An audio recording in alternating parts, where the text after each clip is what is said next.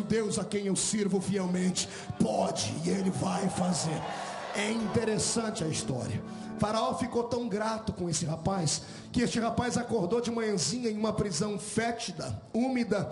Naquela mesma noite, ele foi dormir dentro de um palácio, numa cama extremamente preparada. De servo passou a ter servidores. De homem, tido como alguém que mexeu com o pudor de uma grande família, passou a ser o segundo homem do reino, e para mim o segundo homem do mundo na época. O primeiro político que servia a Deus de verdade foi esse José, o primeiro ministro da fazenda que o mundo teve, e devemos a ele muito da história dos hebreus e parte da fé que temos no Deus de Abraão. Quem concorda comigo, não me deixe sozinho, dê um grito de glória ao nome do Senhor Jesus. A história dele é interessante, porque ele nasceu em uma época de dificuldade, numa época em que ninguém mais queria casar, porque Faraó, esse Faraó maluco, insano, esse déspota que está vivendo agora, descendente daquele que foi grato a José, esse que agora está no trono, não conhece nada de intimidade, não sabe nada de aliança, não entende nada de pacto feito. E como ele não entende nada disso, ele olha para os judeus e não os vê como amigos, como os amigos que entraram naquela terra 400 anos antes. Ele agora os vê como uma espécie de concorrência. O povo estava agigantado. Quando entraram naquela terra, eram poucas dezenas, agora eram quase 3 milhões de habitantes. 2.710.000 pessoas era a nação que estava entre os egípcios. Esse faraó ficou tão maluco que arrancou deles as suas bênçãos, as suas benesses. Quando entraram naquela terra, o faraó, que era amigo de José centenas de anos antes, disse: escolham a melhor parte da terra, desfrutem do que há de melhor na terra, comam daquilo que há de melhor na minha mesa e bebam do melhor que há na minha mesa, que é o meu vinho. 430 anos depois, eles não moram em casas de alvenaria, eles estão morando em tendas feitas pelas suas mãos, cozidas através de peles de animais, através de panos. Eles não vivem, eles estão tentando sobreviver, estão vegetando. Não comiam mais carne assada e nem as comidas apreciadas pelos egípcios. A sua comida agora era limitada a pepino e cebola e alhos. Não bebiam mais os vinhos caudulosos da terra do Egito. Passaram agora a beber das águas barrentas do rio Nilo. Passaram a ser humilhados. E nesse período de humilhação, a minha Bíblia diz que 2.710.000 homens e mulheres erguem um clamor ao céu. E se Deus escuta a oração de um justo, pense em 3 milhões de pessoas dizendo: não nascemos para ser escravos, queremos a terra prometida, temos a promessa do Deus de Abraão. E isso foi movendo o coração de Deus, e foi movendo o coração de Deus. E Deus é um ser que tem dificuldade em falar conosco em palavras gigantescas, e sempre pode perceber que tudo que Deus fala é sempre curto e pequenino. O Senhor passa mais tempo em silêncio do que falando. E um dia eu questionei a Ele e falei: Senhor, por que o Senhor demora tanto para falar, e quando fala tão pouco? O Senhor disse: porque eu sou Deus. Eu não sou como o homem que fala pelo ímpeto do momento. Eu não sou como o homem que fala pelos cotovelos, que fala uma coisa sentado e não sustenta essa coisa de pé. Eu sou Deus, eu sou alienado à minha palavra. O que eu falo, eu sou obrigado a cumprir, por isso falo pouco, mas o que eu falo, eu faço. O que eu prometo, eu cumpro. Quando eu resolvo falar, não tem braço que faça a minha voz voltar atrás. E antes que eu termine esta sentença, eu faço uma pergunta: há alguém aqui que tem uma promessa de Deus em vigência que ainda não se realizou? Alguém que tem mais de uma promessa? Levante as duas mãos. Eu profetizo que o tempo do jejum, do silêncio de Deus termina nessa noite. O que Ele prometeu vai acontecer. Quem acredita nisso, dê um brado de vitória para o inferno inteiro ouvir.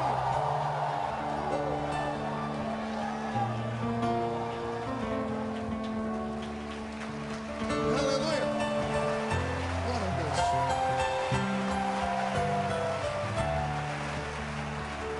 Glória a Deus. Eu sou igual carro, viu? É difícil pegar, mas depois que pega a gente vai embora. Nesse tempo de clamor, o Senhor olha na terra e procura entre as 12 tribos de Israel uma tribo que tivesse coragem, coragem para ir contra o pensamento de Faraó, que havia decretado agora uma lei marcial dizendo: os judeus não vão mais prosperar na terra. Se nascer um filho homem, vai ter que morrer. Como nenhum judeu queria ter filha mulher, porque para eles isso era uma espécie de peso da mão de Deus. Quem conhece o Velho Testamento sabe que o Velho Testamento é extremamente machista. E o valor de uma mulher entre os hebreus equivalia à condição dela gerar filhos ou não. Se a mulher gerasse filhos, ela tinha um valor. Se ela não gerasse filhos, ela era amaldiçoada. Se gerasse filhos, tinha que ser homem, porque se nascesse um homenzinho, ela era aplaudida pelo marido. Se nascesse uma filha mulher, ela era quase que rejeitada. Você conhece a doutrina que está escrita no livro de Levítico para eles. Uma mulher, quando tinha uma filha mulher, passava 40 dias impura. Quando nascia um menino, era apenas 7 dias impura. Era a divergência que havia. Esse Faraó, unido a Satanás, cria uma das piores condições já impostas por um líder à terra.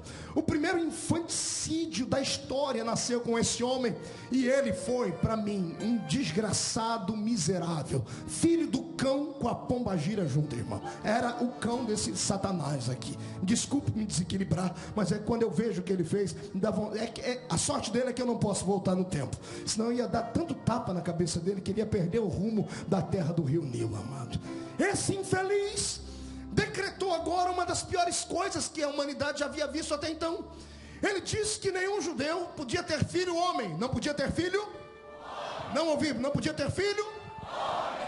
Se não podia ter filho homem, nenhum judeu queria ter filha mulher. Ele criou uma história, uma sentença para acabar com a história de Israel. Ele tentou terminar com a etnia dos hebreus, porque agora ninguém mais queria casar.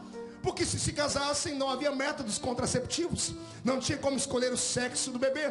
Se nascesse uma menina, traria vergonha para a família. Se nascesse um menino, faria com que o menino fosse morto e o sangue cairia sobre aquela família. Esse faraó fez uma estratégia que parecia ser impecável. Ele só não contava com a coragem de uma tribo.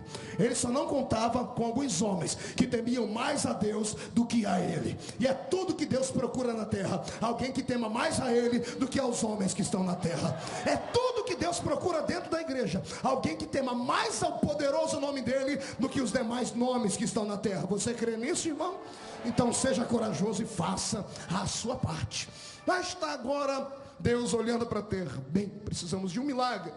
Ninguém mais quer se casar. E a minha Bíblia começa em Êxodo 2 contando milagre. A Bíblia começa dizendo lá assim, olha: e veio um homem da tribo de Levi, e desposou uma moça da tribo de Levi, e tiveram um filho. Eu dei muita gargalhada quando o Senhor me trouxe essa revelação, porque eu conheço a Bíblia, e eu sei que a tribo Bambambam de Israel era a tribo de Judá. Tanto é que quando falamos, não falamos leão da tribo de Efraim, não falamos leão da tribo dos levitas, falamos leão da tribo de...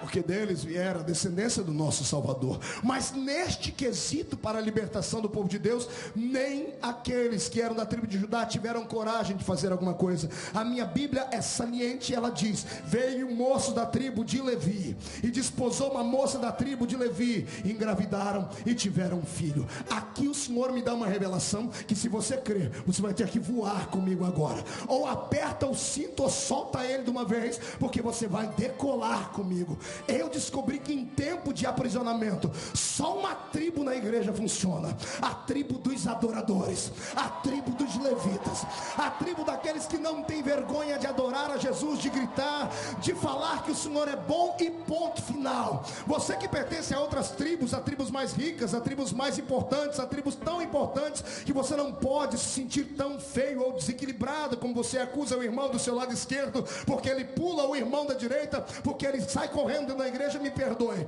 Deus conta hoje com a tribo de adoradores, e aquele que adora sabe que a adoração tem que ser espontânea, explícita e carregada de graça. Eu quero saber onde estão os levitas de Deus aqui hoje. Então tire o pé do chão para adorar.